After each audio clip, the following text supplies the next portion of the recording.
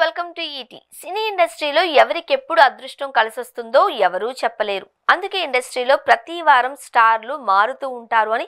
ఓ వారం ఒకరు విన్నర్ అయి స్టార్గా నిలిస్తే ఇంకో వారం ఇంకొకరు స్టార్ అవుతారు. ఎవరు ఎప్పుడు ఎలా స్టార్లుగా మారుతారు అనేది ఎవరూ ఊహించలేం. అలా ప్రేమలు సినిమాతో ఓవర్ నైట్ స్టార్ అయిపోయింది ఆ సినిమాలో నటించిన మమితా బైజు.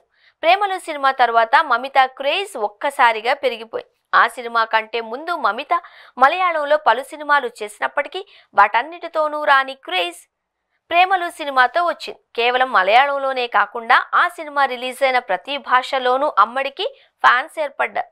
అందులో భాగంగానే మమితకు ఆఫర్లు క్యూ కడుతున్నాయి.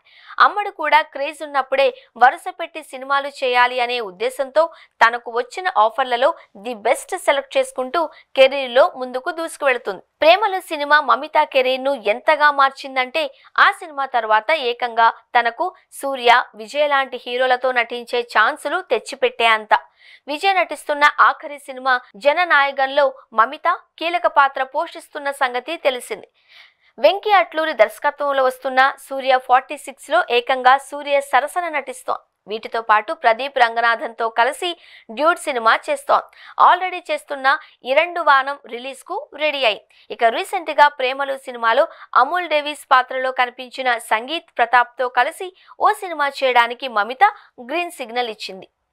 ఈ సినిమా పూర్తి స్థాయి ప్రేమ కథా చిత్రంగా రాబోతుంది.